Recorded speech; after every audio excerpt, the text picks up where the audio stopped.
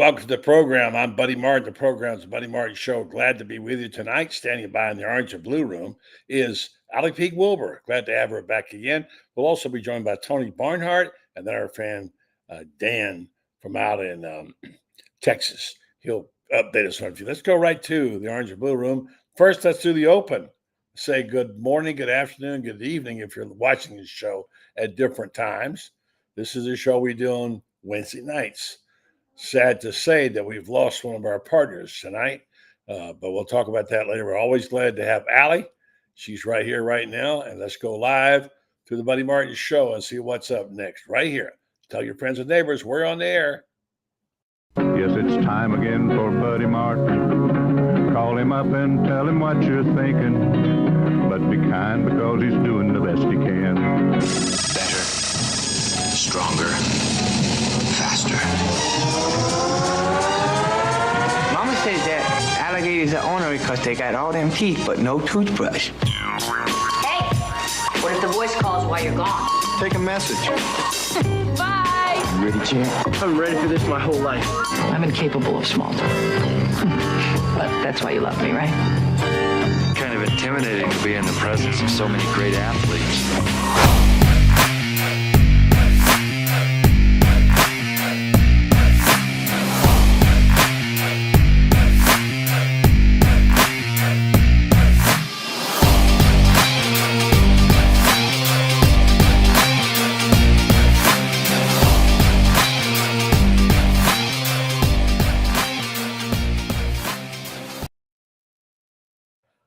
Well, it may be an off week, but it certainly is going to be an interesting off week, especially after what happened Saturday.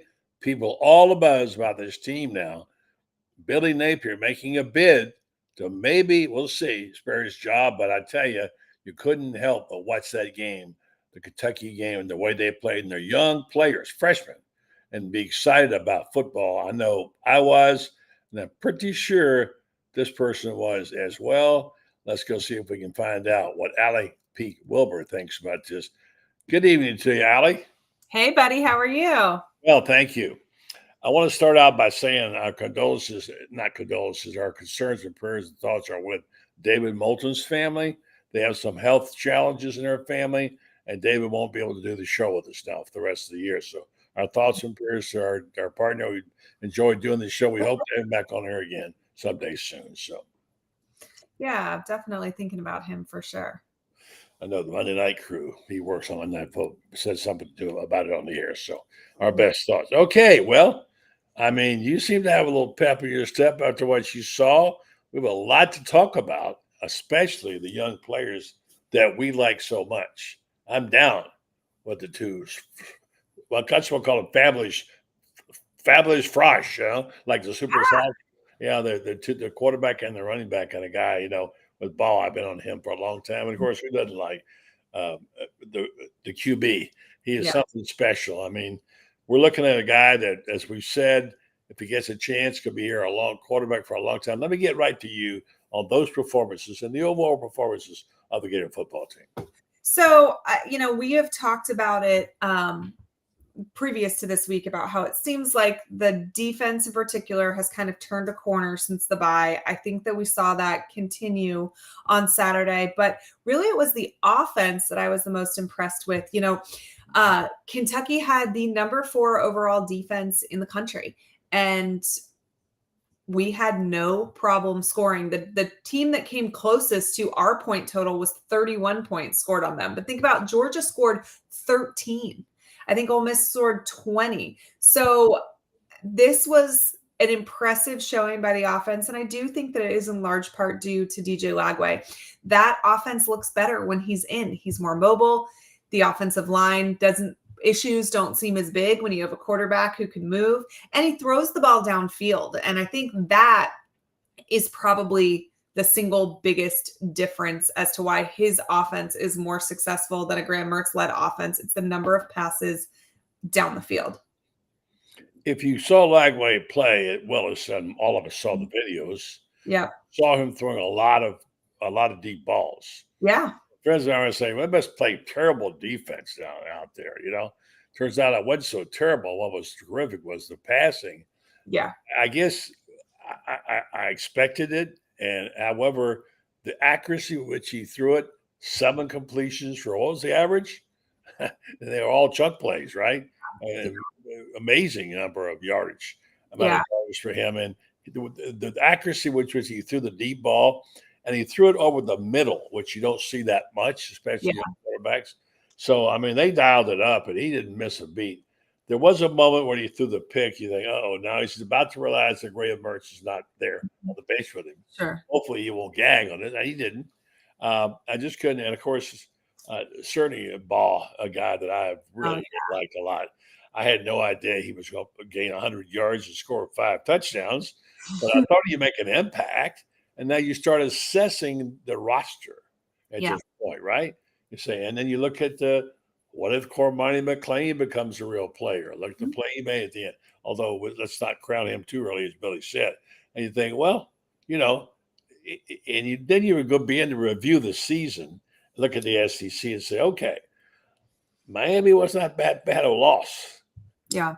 A&M wasn't that bad a loss. Now, they should have beaten Tennessee. They didn't. But so you think about, okay, maybe they lost to some really good teams, and you start sizing up the competition, and you don't run away with imagination and say you're going to make the playoffs. But it looks a lot different, Ali. The reality of it is this. I think we all feel good about what it's looked like since the bye week, but they've lost to every ranked team that they've played, and they've beaten the unranked teams. And I don't know that is something for us to get overly excited about. I think that we are seeing improvement, and and that's good. I don't think it's fast enough. And I think sometimes these athletes are performing and it's their coach that's letting them down. I think that's what we saw against Tennessee.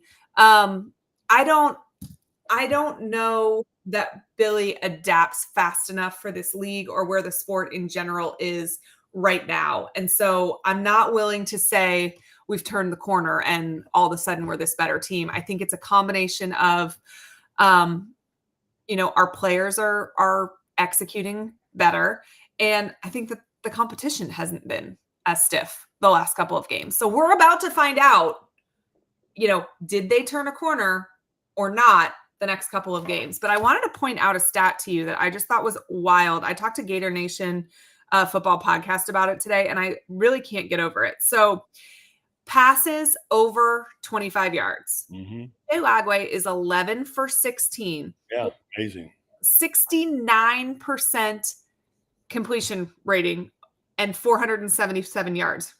Graham Mertz in his entire UF tenure is 8 of 30, and he has a 26% completion rating for passes 25 yards or longer. And he has 288 passing yards total. So in like a quarter, or probably less than, or more greater than I didn't know if I said that correctly. In a very short window of time, DJ Lagway has thrown a ton more, far more accurately than Graham Mertz. And I think that's the difference in the offensive success right there. He is the X factor. Yes, and let's get this correct to make sure we got it right. Is never have I said they turned the corner. No, yeah. Either. But they were so far down after the loss at Tennessee. Yeah. Game that was right there for the taking, and Billy didn't coach it well. Right. I said I had to talk with myself about this. And I really had to think about it because I was like, okay, do I throw the baby out with the bathwater because I'm getting sick of this stuff? Not that I make that much difference to what everybody else thinks. That's just my opinion. I try to be fair. And I thought about it. I'm going to call 2 people that I have a high regard for and get them to give me what they think. And I have my own thoughts about it. So I called these 2 people, and you know them both, and they kind of coached me out of it and said, well, don't do that yet. It's not time to send him packing. I think he's doing some good things. And I was about out of that patience. I'm about tired of he's going to fix it, and then we see this whole problem. But I decided to have a talk with myself and say, okay, what difference does it make? Let's wait one more week and see where they stand. Yeah. One more week was Kentucky, and I saw many of the things that I wanted to see. Now, granted, a lot of it was because of injuries. Had those guys not gotten hurt, we probably wouldn't have seen those. We wouldn't have seen those two starters.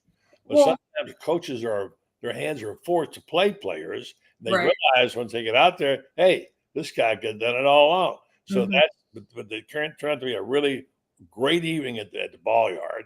The swamp was rocking, even though it was a tight game. They should never have gotten back in it at the end. The final result was magnificent. Yeah. And, I think let's just enjoy it for what it is. That's exactly I have said since the summer that we felt like 6-6 was the bar probably for bringing him back.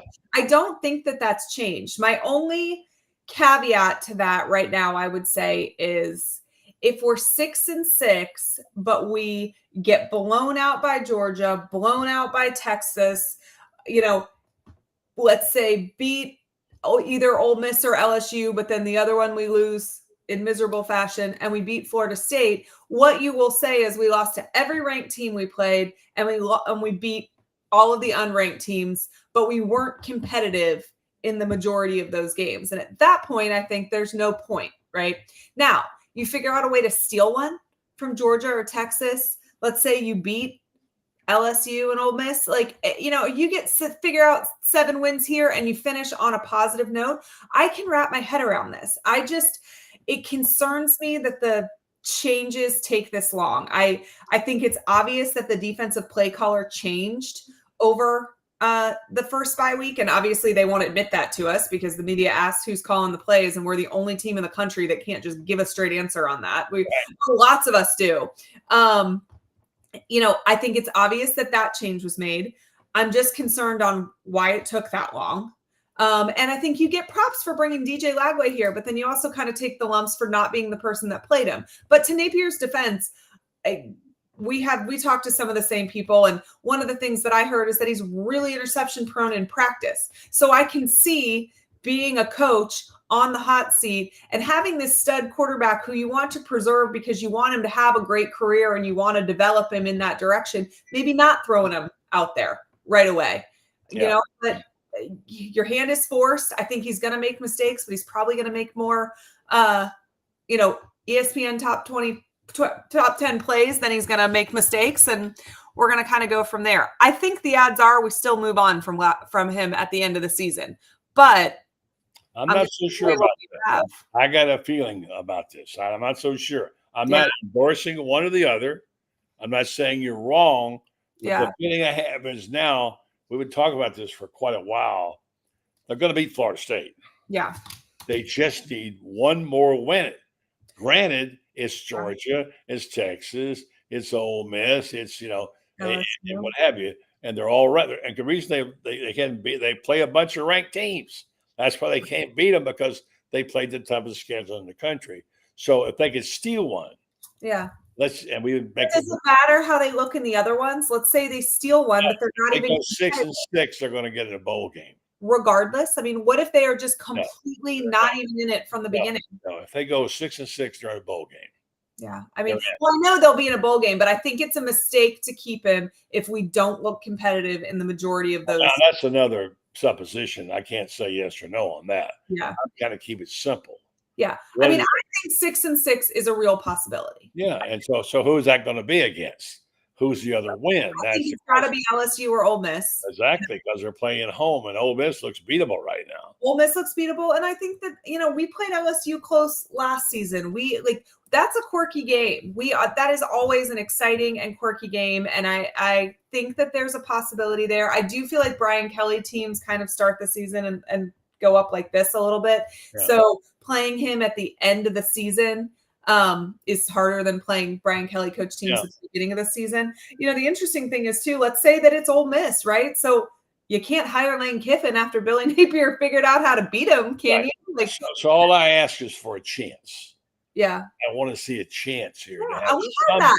We absolutely. I that though, and I don't want to confuse it with a moral victory. Sure. I don't want to say, they play. No, let's not do it. He's got to reach a certain. But I see a pathway to that now that I didn't see before. Yeah, I think that's fair. That way, because of the players. Look, Cormani McClain. What if he plays like this? I don't know. I'm not sure what will happen. But and that was essentially mop-up time when he saw it. But he was great. And I hope he's earned that. I see in the comments, Tin Blackbird said, do we look competitive against Tennessee on the road? We did, but I think that you don't really get to put that in the win column for Coach Napier, because the reason we didn't win that game is because he's not a good play caller. The interview I did today, they literally told me it's the Gator Football Podcast. They analyze every play, and they literally said, if we had an average play caller, Florida would have won that game. That's how atrocious the play calling was in that game. So I don't think he gets credit for being competitive in a game that we didn't win because of his play calling. But you see, if he gets to 500, it doesn't matter. Yeah. I don't know. I still think the eye test will matter some. Maybe it won't. I don't know. Think it will at all. They're just looking for an excuse to keep him. Yeah. And if he goes 500, he's in. Yeah. He's not going to be going anywhere. And, I mean, look, like I said, all you wanted was a possibility. Yeah. And you got a possibility. I'm not saying all's forgiven, come home, you got your job. No, there's work to be done. But I didn't see that happening at all. And I wrote that, and then I had a talk with myself, and I watched and listened. Now, what I saw, I really liked. I love Lagway, always have. He's great. And I see things happen. And listen, I don't know if you were at the game Saturday night or not. There was a different feeling, apparently, at the Swamp than there's been in a long time. That matters. I mean, I honestly have been incredibly impressed with the Swamp the entire season. They have been great. Texas A&M game, I think the crowd was not really in it, but for them, there was a rain delay. Then it poured for 45 straight minutes, and there was not a single solitary second of that game where Florida felt in it. So there wasn't a whole lot to cheer about. But in the games where Florida has been competitive, the stadium has been awesome, and it was fun to watch. And I will always root for this game, for this team. I am not the type of person that's like, oh, I don't want him to be our head coach, so I'm going to root for Florida to lose. Never. I want Florida to win every game. And if that means saving his job, perfect. Great. I am totally all for that. But there's a tough test ahead. And Tim says a play caller would be a game changer. It has worked for Missouri. The problem I have with that is that was told to him last year. Year 3, he was told he was going to live or die by the fact that he chose or didn't choose to hire a play caller. So I don't know that I think you get a mulligan on that in year 4 when that was your ultimatum given to you in year 3. But I don't know. It's going to be interesting to watch. I do. It's going to be interesting to see how we do against Georgia. Texas, there's a blueprint for beating them. We saw that. I think there's a blueprint for beating Georgia. I think you look at what Kentucky did to keep the game close with them. There's got to be, some things that we can glean from that film there. And obviously there's film on beating Ole Miss. So, can they get it done? I don't know, but there is absolutely a path for it. Yeah. And I'm not trying to paint you into a corner, because I've stood pretty much in parallel with you in terms of what we thought about the team. Yeah. I was critical of the team, have been. I even wrote 3 weeks ago, I don't see a future for Billy Napier. And I did not at that time. Mm-hmm. But lo and behold, who thought we'd be talking about if they just get one more win, they get to a bowl game, and here we are.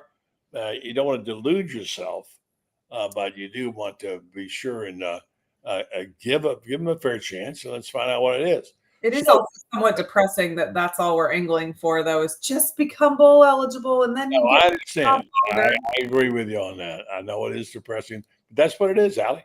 Yeah. That's what it is.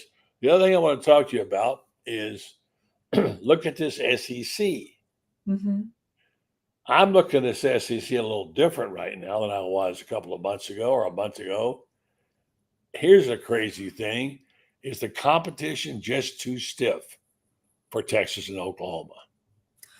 I'm just saying. I mean, we thought that there was going to be some adjustment period for them coming into this conference, because they can play with the best of them, but being able to play with the best of them a couple of games a season is not the same as withstanding the beatings week in and week out of the SEC caliber competition that they're now facing. It's just not the same. So I'm not shocked that there's an adjustment period for that.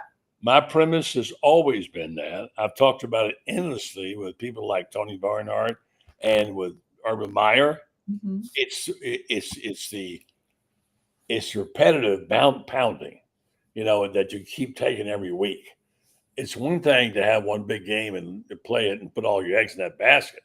It's Yeah. another to come back and play a team like Vanderbilt, and you see what's going on. I'm going to raise this question, and we'll get Tony on here. We'll also address it.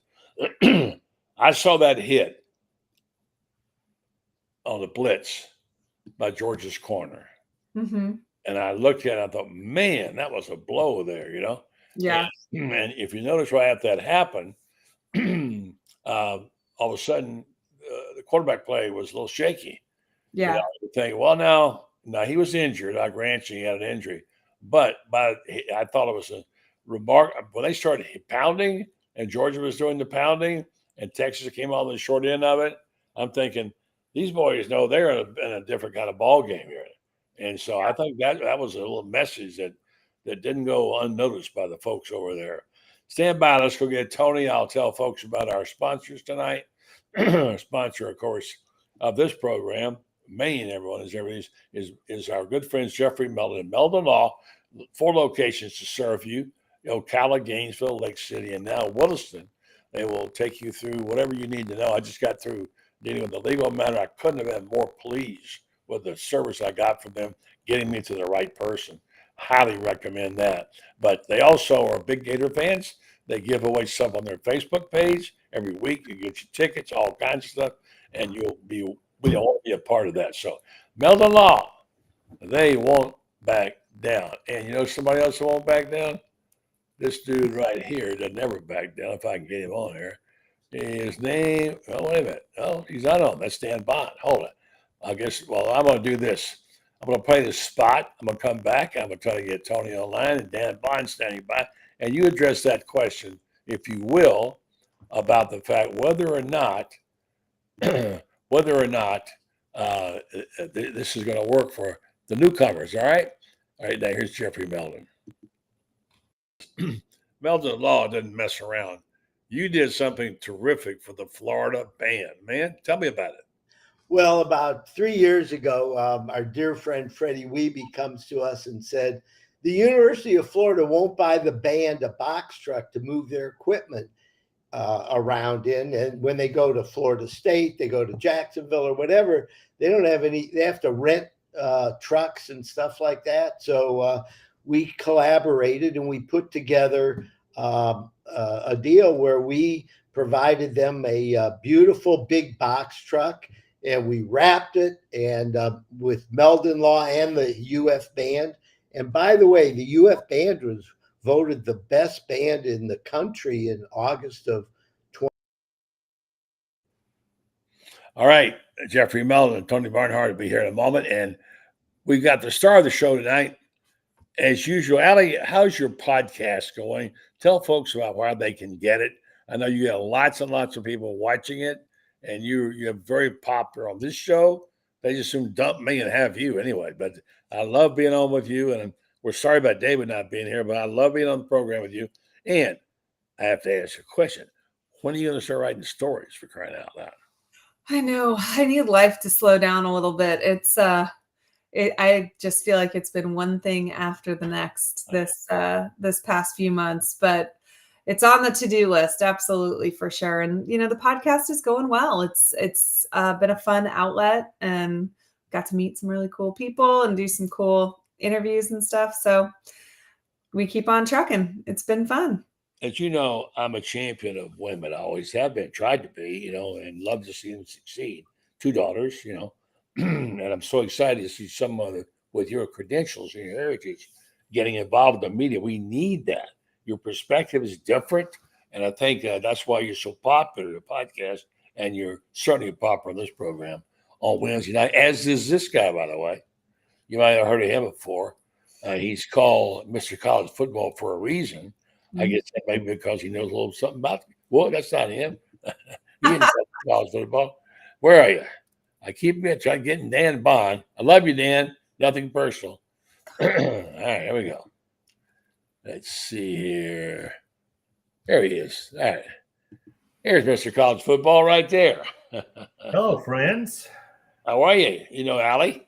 I certainly do know Ali, and it is all good. Remember, guys, I told you it was going to be an interesting football season. Remember that? Well, you did that, yes. So far, so good. Yeah. I sort of didn't mean to cast aspersions, but I brought up the question is, now that we've seen Georgia do what they did to Texas, we've seen Oklahoma having to fire their offensive coordinator. Maybe it's a little tougher in this league than some people thought. Yep. I mean, Texas is not bossing this league around, that's for sure. And you have to raise the question, and Ali and I were talking about the residual impact of playing the SEC games every week. Yeah. November's the month, Ali, when they got to shine. They got to have that playing. And that's when it gets hard. You've been pounded, Tony, all fall. I remember sitting in Kevin Sumlin's office, the former Texas A&M coach, and we were talking. It was his first year in the conference. We were talking about the rigors of playing in the league, and I said, it is a line of scrimmage league, and everybody understands that. He said, yeah, but it's also a depth league. If you don't have depth in November, you're in trouble. I mean, you can be a good team all year long, but if you don't have depth to get you through November, it's a problem. And that's what Texas last Saturday night in Austin was one of those welcome to the SEC moments. Yeah. It's a little bit different in this conference. And Georgia, the score was 30-5, but that really doesn't tell you how much Georgia dominated the football game. Yeah, and were you surprised physically how they did that in the lines? Because I mean, let's be honest, they shut that offense down. Now, granted, he had a good second half, but right off the bat, man, they were all over. Yeah, the defense played one of their best games of the year, I thought. Both lines of scrimmage played well. Georgia had been really beat up on the offensive line, and they're finally starting to get healthy. They still don't have their best offensive lineman back. He's been out 3-4 weeks. So it was a good step forward for Georgia. Now we'll have the first set of rankings coming out next Tuesday, and then everybody gets to lose their mind. So yeah, there you go. Always. Yeah. All right, so I'm gonna ask both you guys. I'm gonna start with Ali. It's getting down to that time. We're gonna pick 5 teams in the SEC. That's what we're saying. Which 5 do you take? Ali, you want to go first? You want to think about it? Okay. Am I taking? Are you saying rank 1 through 5? 1 through 5 in the SEC. Rank 1 through 5. Okay. I think 1 is Georgia. I think 2 is Texas, and then I think there's kind of a significant drop, even though Alabama beat Georgia. That's not what we've seen the last couple of weeks. But then I would still probably put Alabama at 3. And, from there, then there's more of a drop, right? Like Ole Miss is great some days, but they're not others. I think Texas A&M has shown us that they can play sometimes. I mean, it gets a little bit hairy after the top 3 for sure. Well, I would say certainly those first 2. I think your number 3 team is either going to be Alabama. It's probably going to be the winner of the LSU Texas A&M game because those are 2 teams that are coming. LSU is starting to get sneaky good, and so you better keep an eye on them. And Texas A&M, I've talked to some Aggie land folks that said this is the most physical, toughest football team we've had in a long, long time. And and they lost half their roster. It's weird how that happened. That's exactly right, Allie. And so I'm not sold on Miss. Ole Miss. Haven't been sold on Ole Miss all year. I mean, they are a good team, but they're not in that bunch of teams that we just talked about. Missouri, nice team, but they aren't in the discussion with those other groupings of teams. So it's gonna be interesting to see where the committee puts the SEC teams, because I think they're going to get 4 in. I know a lot of people want them to get 5. I think the number is going to end up being 4 when all's said and done. Well, neither one of you mentioned Texas. I did. I put Texas. Yeah, Texas is somewhere in the top 5.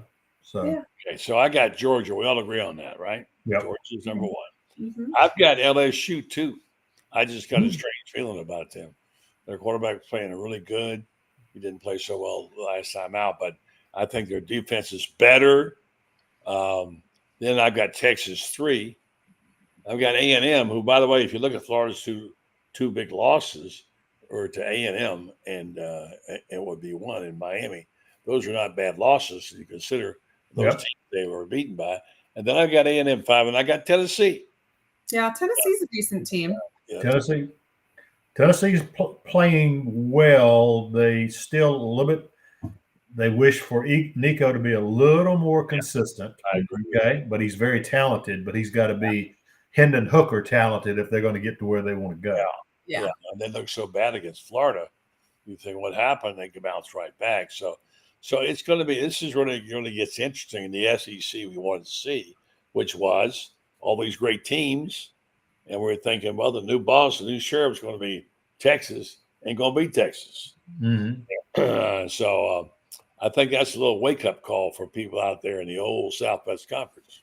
Well, it's a much more physical style of football. And people I talked to thought Texas was ready to make that step. They knew Oklahoma was not going to be there. I talked to people in the preseason that says Oklahoma is not ready.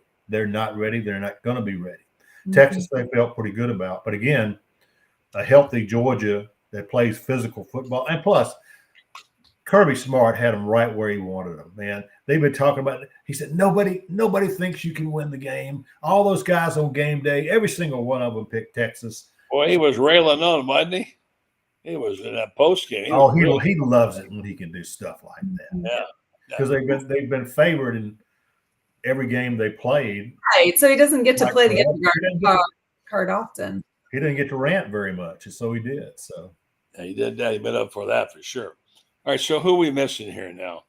Is there a team out there that we kind of may have overlooked a little bit in the SEC that could be better than we think they are?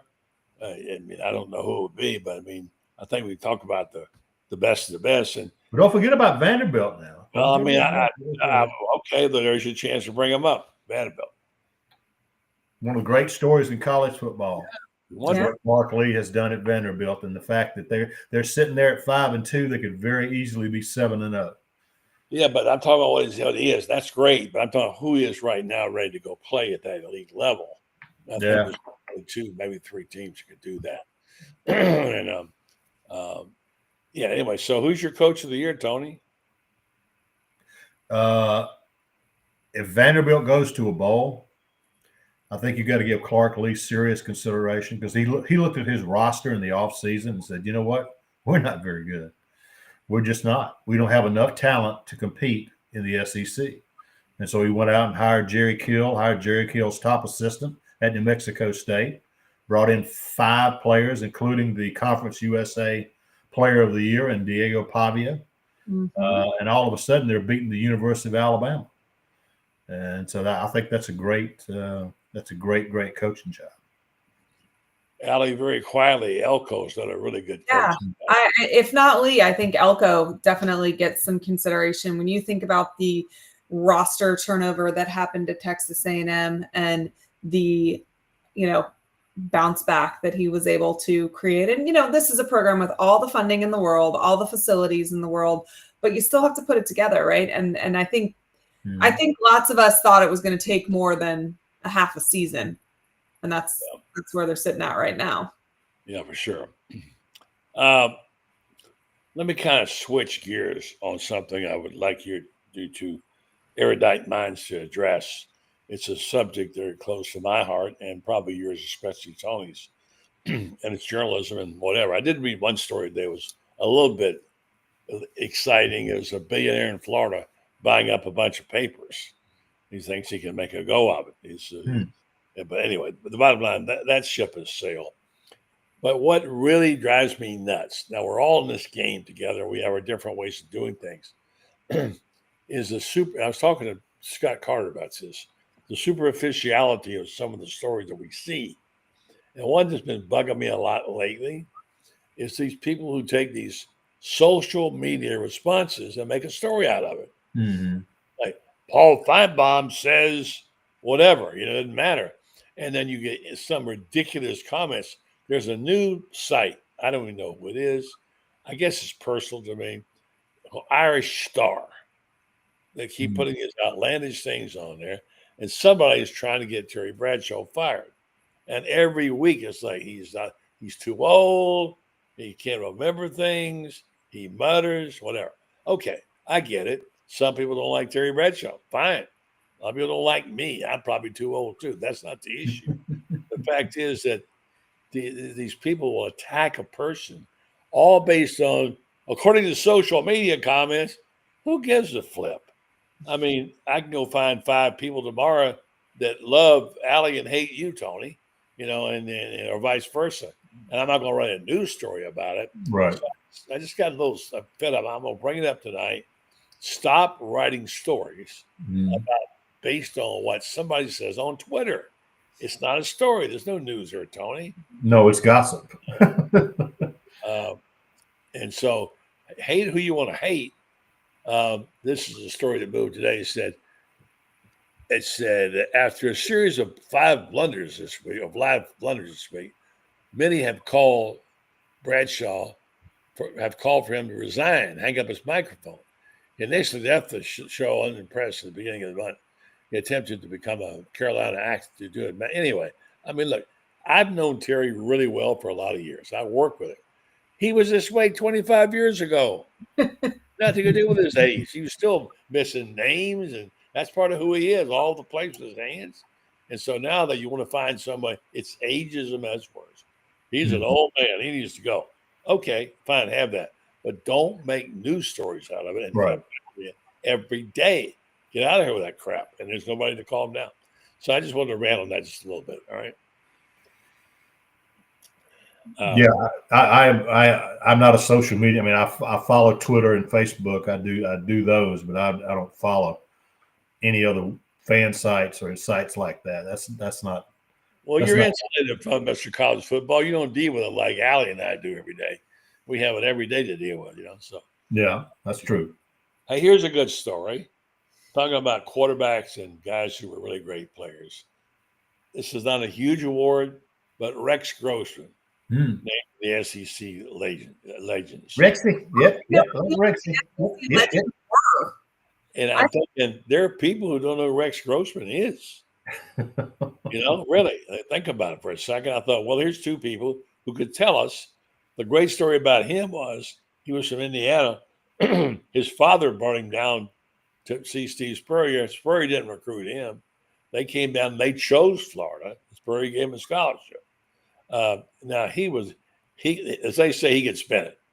He probably should have won a Heisman, didn't get it. 18 University of Florida records. He completed 677 of his passes for 9,164 yards, 77 touchdowns. Now that's some numbers right there.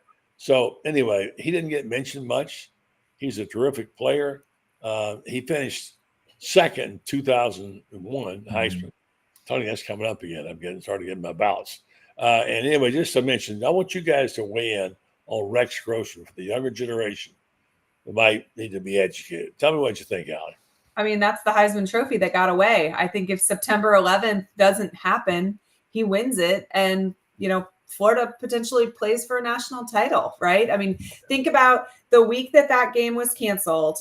Was it Travis Henry that played for Tennessee? I believe he was hurt that week, but then he was healthy when we ended up playing, which was the first week of December. And Ernest Graham was hurt because Florida State, that's when Darnell Dockett twisted his knee. Yeah. Mm-hmm.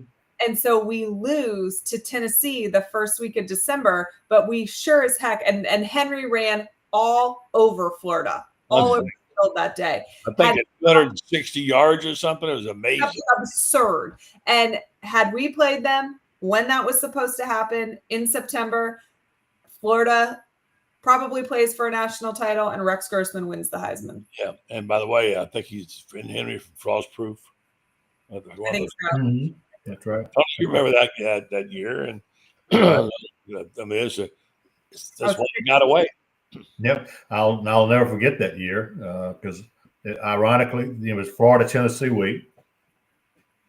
I was in the car from Atlanta going to Knoxville to shoot some footage. I was on College Game Day then, did a weekly report, and I was set up to shoot some footage when the second plane hit the other tower. The plane hit the second tower, and I'm on the phone back to Bristol, Connecticut, saying, "Do you want me to go back to Atlanta? He said, "No, the story now is in Knoxville." So I went to Knoxville and spent the entire day there, and I will never ever forget it.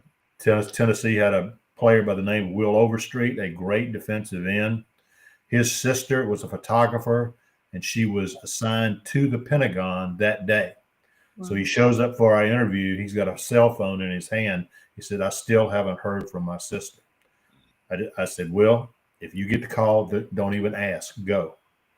And he did not get the call, but he later did find his sister. Oh, that's good. So many stories, so many unbelievable stories. Even this hurricane lately, the stories in North Carolina, unbelievable. We forget outside of football there is other life.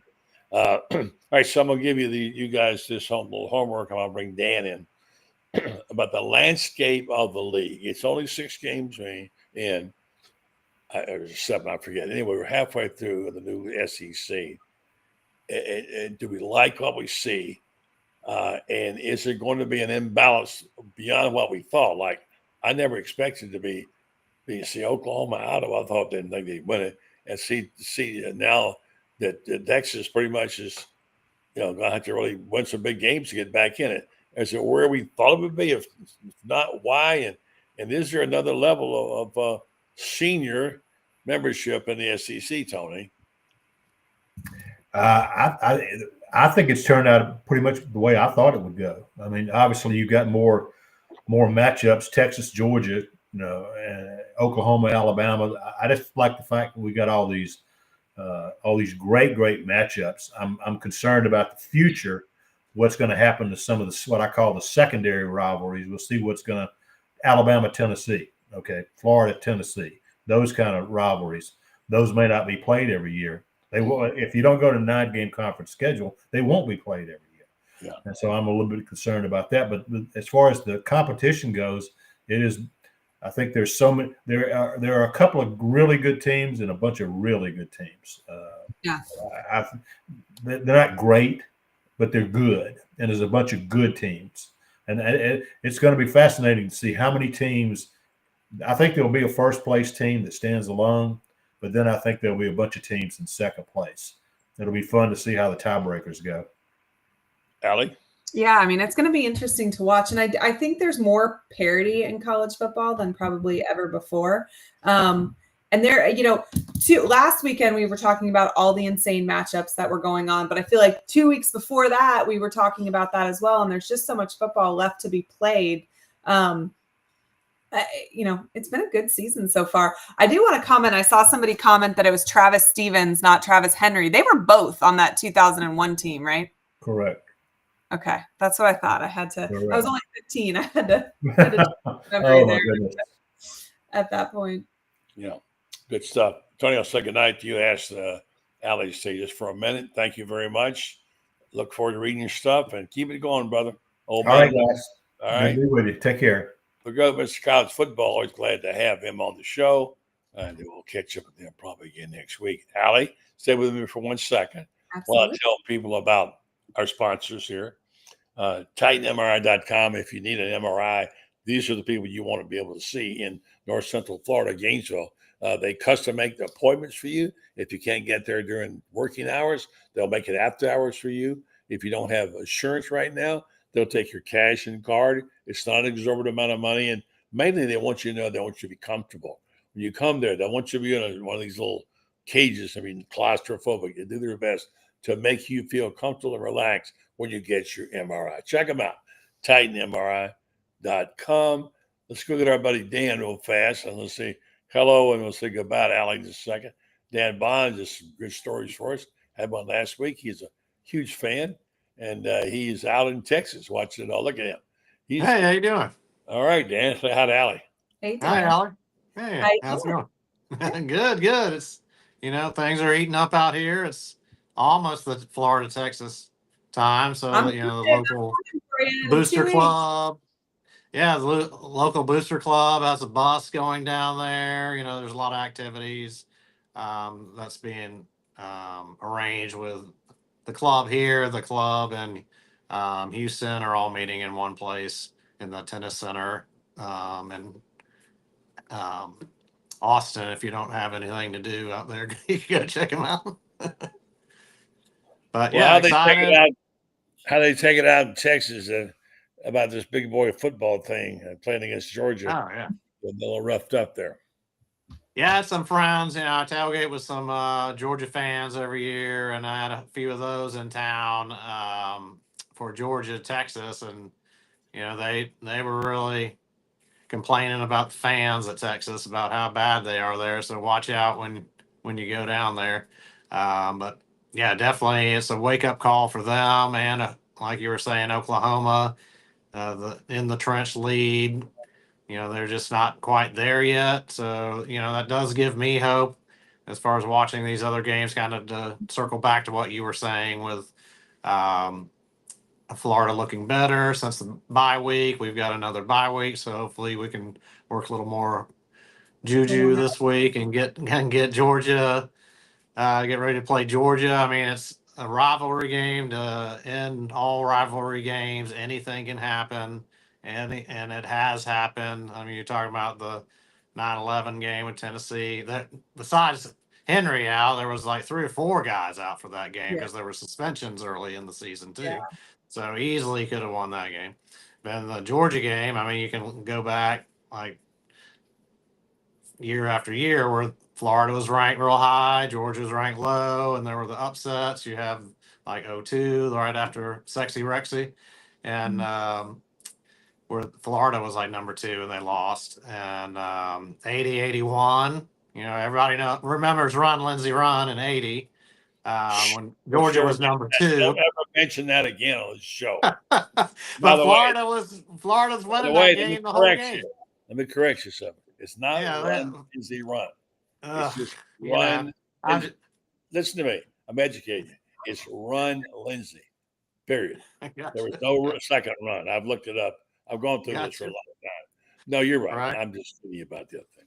Yeah, you got to take the poison a little at a time because you're going to get inundated with it next weekend where you see it every day on every channel, which just drives me crazy. But the defense in that play, Tim Groves owns a Gator bar in Orlando. If anybody wants to go reminisce there, a Gator oyster bar, Thirsty Gator. Nice. Gator. That's right. Yeah. The whole thing is orange and blue. It's very cool. Right. That was the same the next year. You know, Georgia was highly ranked and Florida was up late in that game. So, I mean, you know, year after year, Spurrier's year when he won the Heisman and they were supposed to win and Georgia beat them up pretty bad. And that's part of that seed that grew in Spurrier and helped Florida when he became head coach to really drive in that beat Georgia. And, you know, we've circled back. That is the team to beat. You know, Napier needs to light that fire. And I like seeing some of that fire now. You've seen in a few weeks with him engaging with the referees a couple of weeks ago. And just, you know, some of the stuff that we're seeing now. You know, yeah, sure, Kentucky's offense is horrible, and everyone Florida has played pretty much and beaten hasn't had a great offense. But you look back at the last couple of years, and you're seeing, you know, these 4th down stops. You're seeing the defense step up a little better, and that you didn't see that before. So that definitely gives me hope. You know, anytime you can stop somebody from getting a foot or an inch, you know, that's a great play for the defense, and you're seeing that now. Makes a good point there, Ali. I know you got to get out of here and go do some stuff and put your kids to bed, but your final thoughts about Florida, Georgia, although it's 2 weeks away.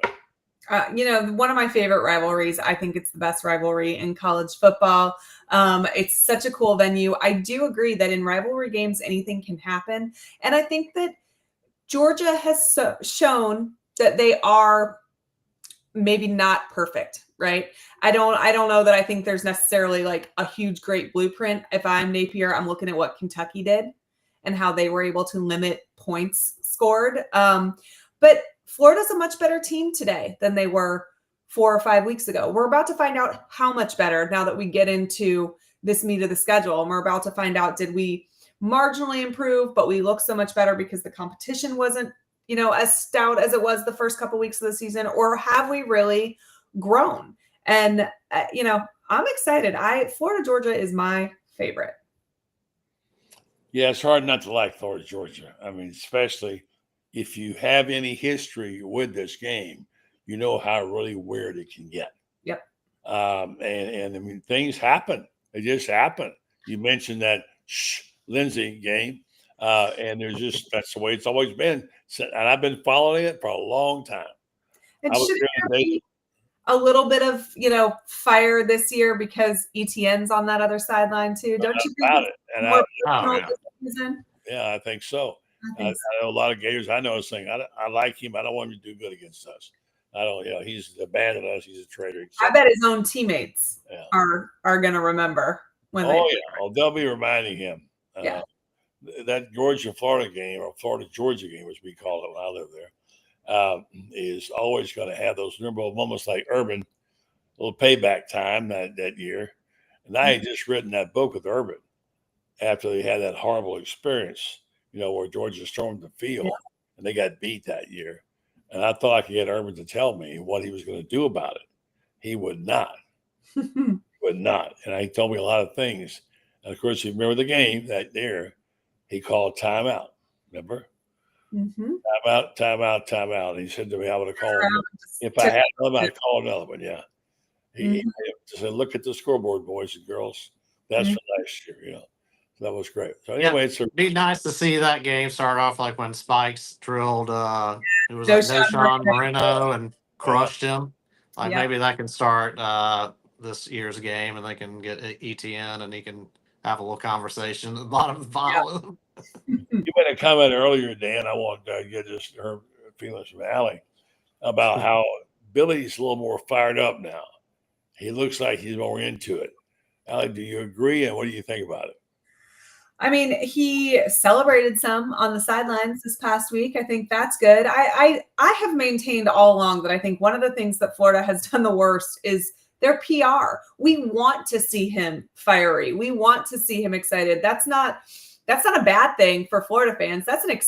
We want to see it. We don't need some calm, even keel guy on the sidelines. We're a whole bunch of fan base of psychos. We're totally fine with you losing it on the sidelines. And in fact, we kind of enjoy it. So, I hope that trend continues a little bit. We want to see your passion. It obviously exists. You don't get into this field if you don't feel incredibly strongly about football. But a lot of times that doesn't translate to us at home, And so I like when he lets his emotions show a little bit.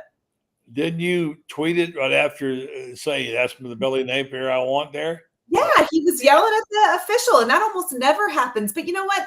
When a call could go either way, I want to see my head coach fighting for our guys and the call that he wants. I'm okay with that. And you know what? If a flag gets thrown every once in a while, that's okay. I'm totally down for that. I think that fires up your bench. I think it fires up your fan base. And, more, please, more.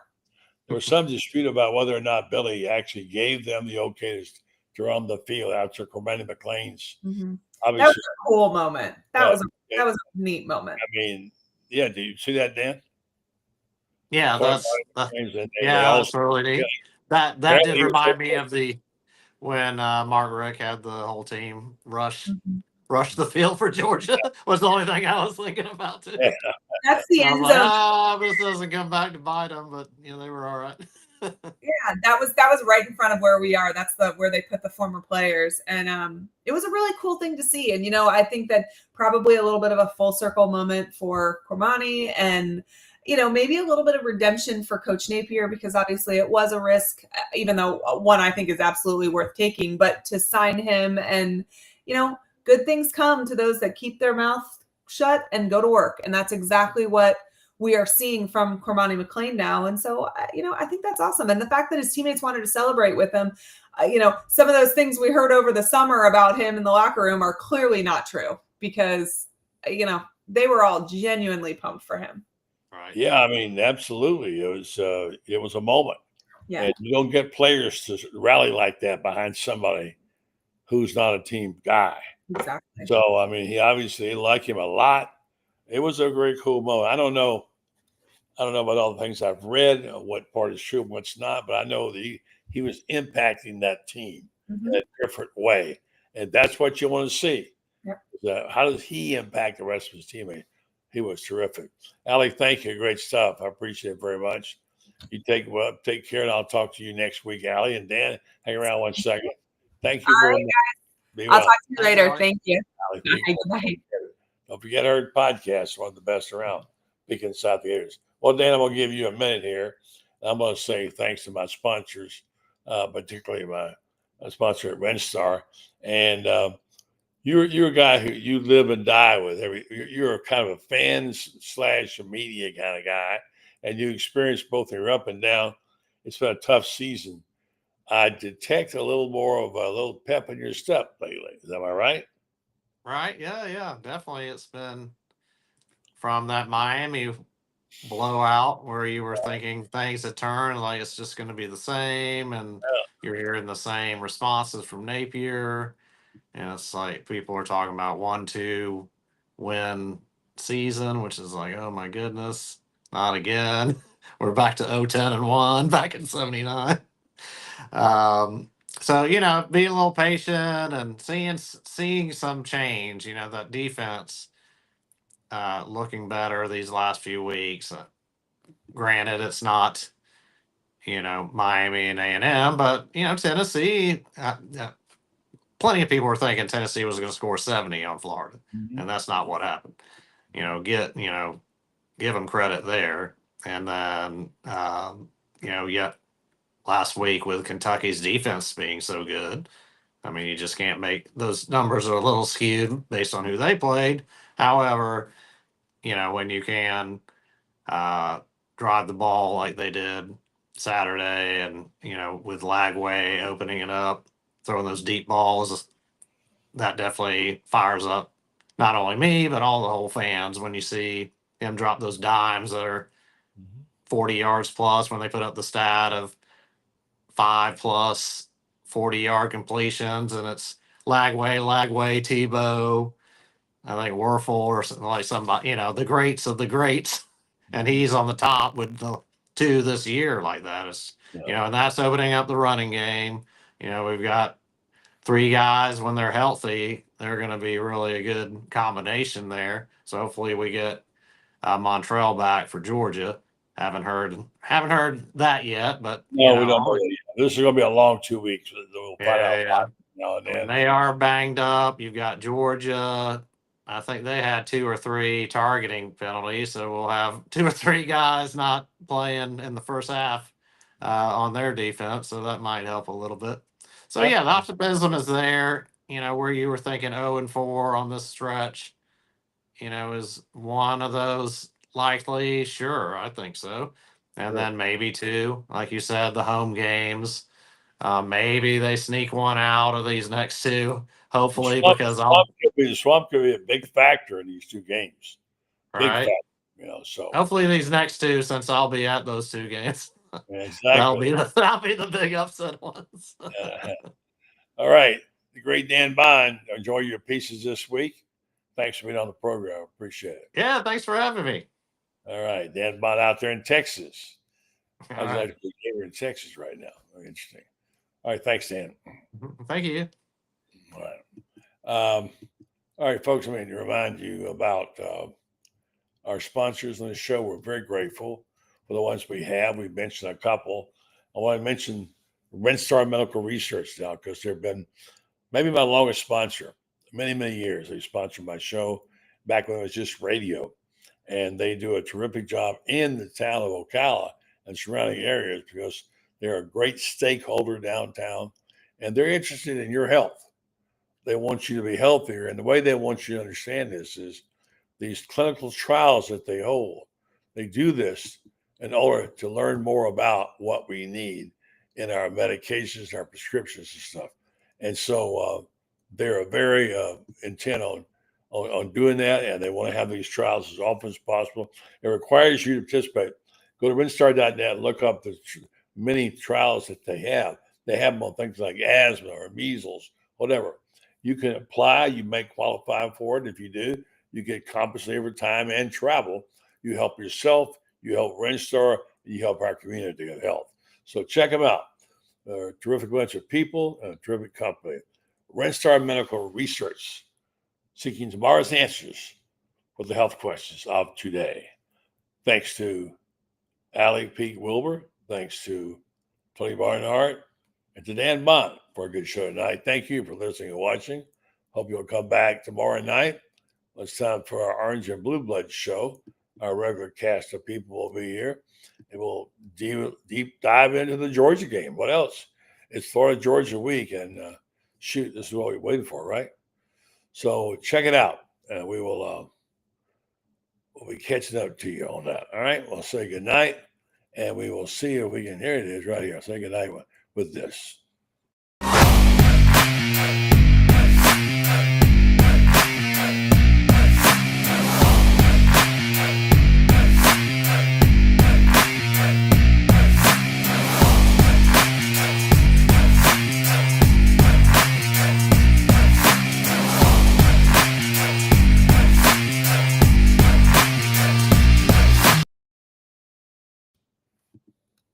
Oh, I get you some.